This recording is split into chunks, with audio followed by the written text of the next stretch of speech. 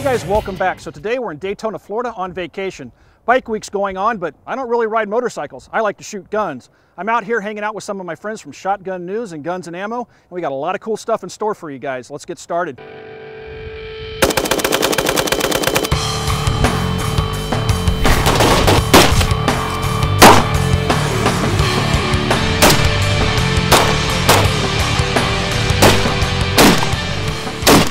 The Big 3 event is a gathering of gun writers and various manufacturers and importers. The event is designed not just to give large companies a voice in front of the gun writers for publications such as Guns and Ammo and Shotgun News, but also to give inventors and smaller companies a chance to get their products in front of the gun writers. The gun writers get a chance to inspect and use new products, then ask questions about those products, and even offer feedback for improvements or changes. Currently, the Big 3 event is held in two places. In the fall, it's held in Kansas, and in the spring, it's held in Florida. The Kansas event is simply called the Big 3 event, and in Florida, it's called the Big 3 East event. The event is held just outside of Daytona, Florida, and is designed to give a second forum to companies that might not be able to make it out to the Big 3 event held in Kansas. The Big 3 East event is held in a rural area with ample shooting facilities that allows for long-range and short-range shooting. We didn't just take a look at the cool gear, we used it. One of the more interesting things that we did was to take an old Saab convertible and use it for penetration tests using calibers such as 6.5 Grendel and 50 Beowulf. This is Wolf's 6.5 Grendel, 120 grain, multi-purpose tactical. And what we're going to do is we're going to shoot behind the door in the blank space that hasn't been shot up. And we're going to see if it'll go through there, through the front seat, and then exit out through the opposite side door. Now we'll see what we've got here.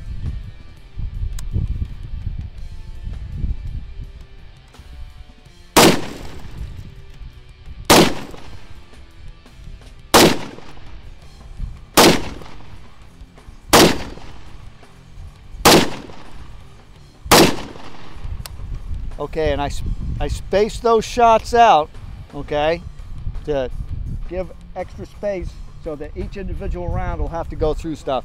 Now we'll see how that 120 grain, it's actually a open tip match style bullet, but it's actually not a match projectile. We'll see how that performs.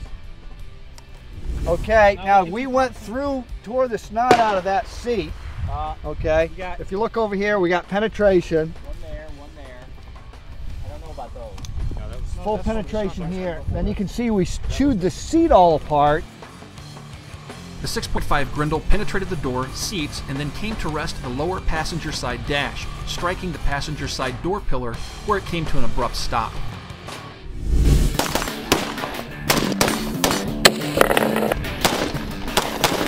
We had a chance to fire various weapons, but one of my favorites was the Fab Defense K-Pos, imported and sold by the Mako Group. The K-Pos allows the operator to quickly mount their pistol to a carbine chassis, which then increases the range and controllability of the weapon. The K-Pos is smaller and lighter than the Mini Uzi and allows for the attachment of a wide variety of accessories and sights using the standard 1913 style rail. Using this system doesn't require any permanent modifications to your Glock or Sig Sauer pistol.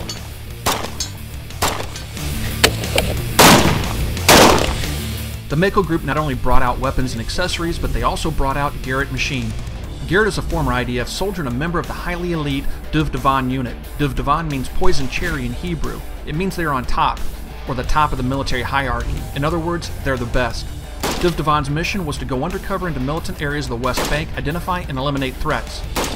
Garrett has a master's degree in counterterrorism and national security. He also served as a bodyguard for the Israeli Ministry of Defense and is a master of Krav Maga, the highly effective Israeli martial art.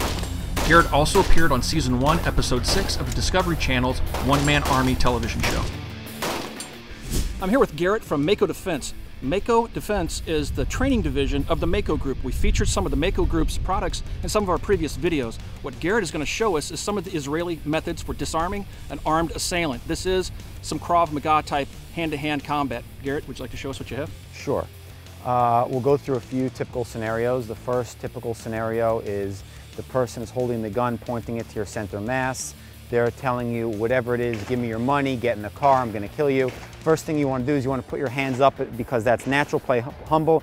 Oh God, please don't kill me, please don't kill me. Move the gun out of the way. Smash, smash. Notice to push the gun down and to the side. Grab the gun, snap it out of his hand, smash him in the face with it a few times. Make distance, slap, rack, fire to center mass with distance.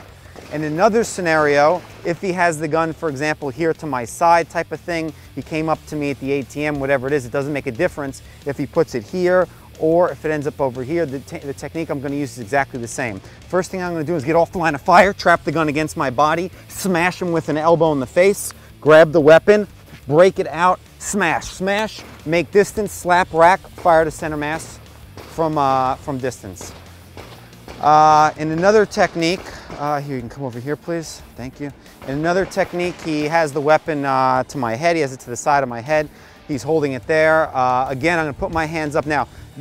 The best case scenario, you always want to revert back to what you know. You always want to revert back to what you know. So, very typical disarming from the head region. I'm going to do this in two different ways, two options. One option is, oh God, please don't kill me, please don't kill me. To here, snap the gun out of his hand, kick, slap, rack, to fire. Now, in another case, if that's not possible, and the weapon's here, the first thing I'm going to do is to get off the line of fire and trap the weapon is I'm going to do this, to get off the line of fire. Once I get over here, now again, if this gun goes off right now, it's going to blow up my eardrum, for sure, but it's not going to kill me. It's not going to kill me. His focus is going to be the weapon. I have to reset his mind. Smash, smash, reach over, grab the weapon, cranking it out of his hand. I'm going to make distance, slap, rack, fire to center mass. Principle of Krav Maga is we always respond to aggression with greater aggression. We always respond to violence with greater violence. Anytime you're disarming a weapon, you must strike. Strike hard, strike fast, strike aggressively, disturbing central nervous system, getting him off balance, resetting his mind. So he has that flinch response, that's your open window to disarm the weapon. As soon as you have the weapon in your position, you need to take over control and dominate. One of the hottest rifle imports this year was on hand at the Big 3 East event, the Malat Vepr.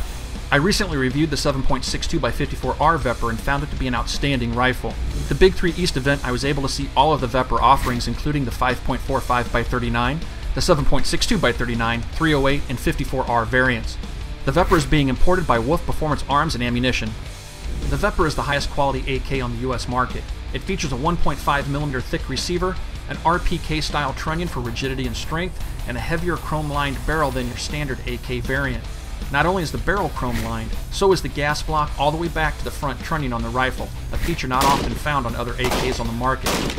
Wolf Performance Ammunition is one of the largest importers of Russian manufactured ammo. They import both traditional steel-cased ammo as well as reloadable high-quality brass-cased ammunition. Their offerings range from 22 long rifle all the way up to 300 Win Mag and 12-gauge shotgun shells.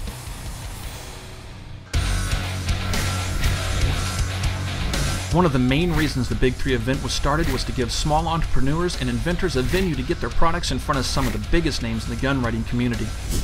One small business in attendance was Jacksonville, Florida's UW Gear. UW Gear manufactures equipment specifically designed for the prepared citizen. Our gear is focused specifically towards the armed citizen, the prepared citizen, that sort of market. Not so much military and law enforcement, though we make it of enough quality that it could be used for those purposes. One of the things that is specific to our gear that sets us apart is the closure system on our mag pouches. Now each mag pouch is made for the magazines that it's designed to hold: 5.56 AR mags, 5.45 AK mags, and 7.62 AK mags. We don't do them a one size fits all. We prefer to tailor it to each magazine so it gives a better fit and a little better function. Our closure system on our flaps, we've eliminated any Velcro, buckles, snaps, any kind of closure system. So it's completely silent. There's nothing to break, nothing to wear out, nothing to go bad, but it's easy to manipulate and open and close without any noise or hassle. The retention on the magazine pouches is excellent in that I've got fully loaded 30 round 5.45 mags here, 3 of them in the pouch. As you can see, magazines aren't coming out of the rig, but just as simply you can open it and access the magazine. The other system that we did was we narrowed it down to a 3-mag profile just to keep it simple, low bulk, low weight, and something that's easy for the armed citizen to grab and throw on in a hurry. This is our Minuteman chest rig. This is our bandolier.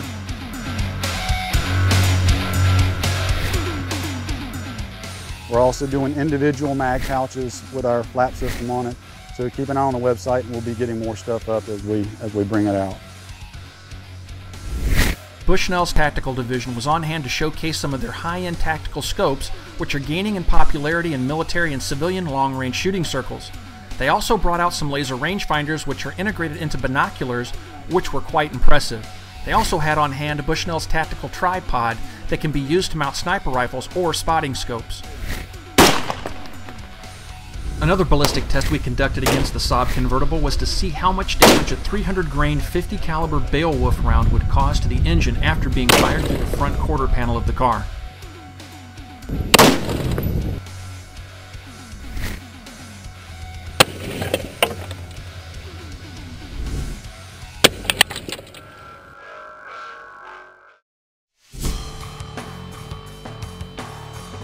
Another small business that was on hand was Savvy Sniper. Savvy Sniper makes a line of well-thought-out slings made from the highest quality materials. The slings are all handmade in Ohio and are available in a number of different colors. They also offer custom sling making services for those who have special requirements. Here at Savvy Sniper, we sew all of our slings with 1-inch mil-spec tubular nylon, 4,200 pound breaking strength. Try to use all high component pieces parts, whether you're running a quick disconnects or HK snap hooks. We try to build slings to fit your rifle.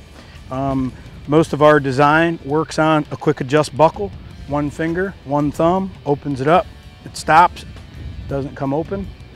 And the other big feature with our slings is a 2-point to single point design. Now this particular sling is set up in a QD version, which most guys know you can't use a QD to run into single point.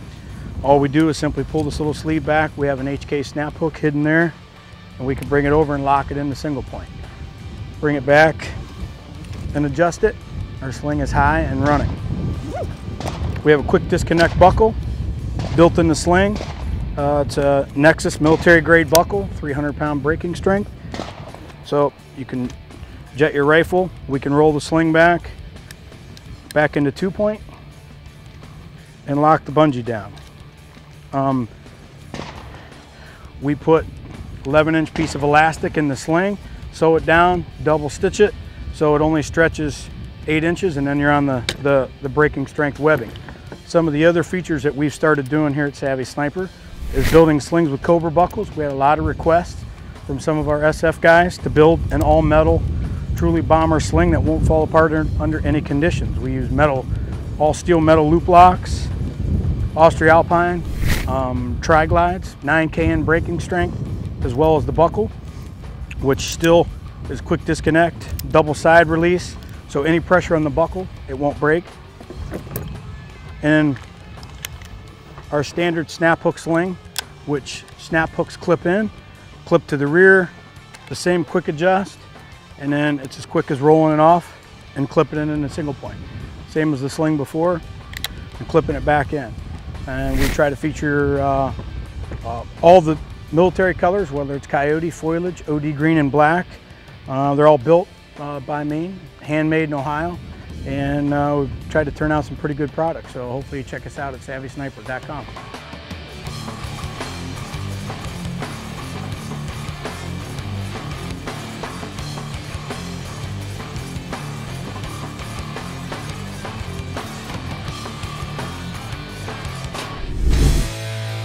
Ballistic testing didn't stop with the Saab convertible. 2 SAPI ballistic plates were made available for us to test using various calibers. Both plates were military contract level 4 strike plates. The first SAPI plate was hit with an AR-10 chambered in .308 using military ball from a distance of 100 yards. The bullet was stopped cold by the plate. No signs of penetration were found. The good news is that while the wearer might have been a little bit bruised, they would have survived the hit.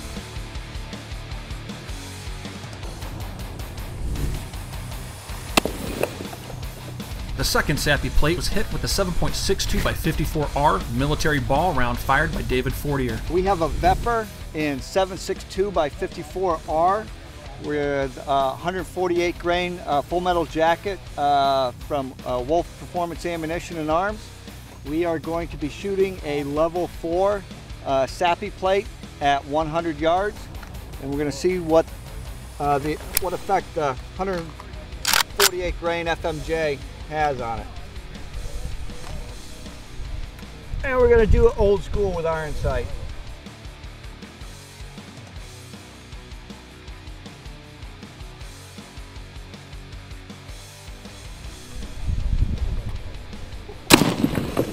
This is the test I was most interested in. This is a caliber our troops are most likely to face on the battlefield, as it's a popular choice for enemy snipers. Again, the SAPI plate stopped the 54 round cold. Coming up on it. Ow. So that's 148 grain FMJ from a Wolf 7.62 by 54R. Muzzle velocity is approximately 2,830 feet per second from this 24-inch barrel. And you can see that although we have some deformation on the back of the plate, that there is no penetration.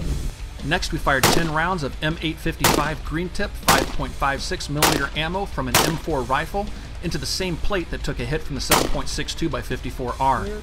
This is the same ammo that is commonly issued to our troops in the field. These shots were taken from 50 yards. Okay, what we got is, we got basically 10 rounds with the penetrator coming in and doing it. As you can tell, although there may be blunt force trauma going through for the continued hits to go up on it, which the soft armor is going to absorb most of that, you're looking at there's no penetration to go through it.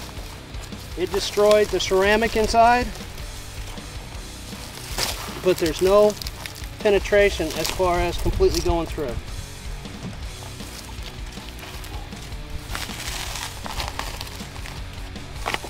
That's 10 rounds with the penetrator.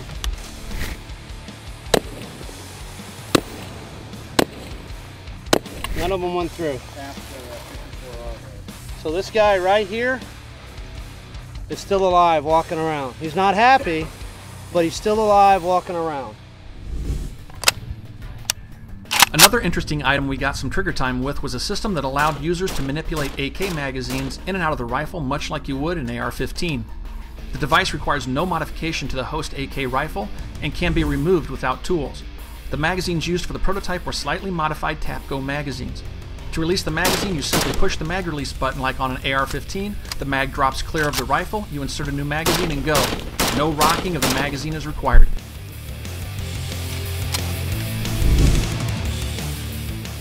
Garrett from Mako Defense demonstrated how he could induce fatigue, then run 20 yards, draw his pistol, load it, and then hit a hostage taker in the head from a distance of 7 yards using a one-handed hold on the weapon.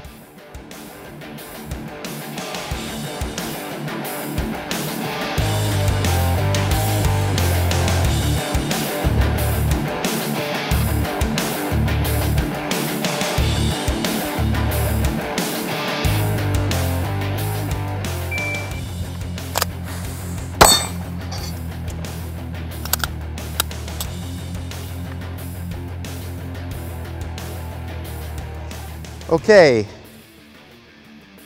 took me 2.3 seconds.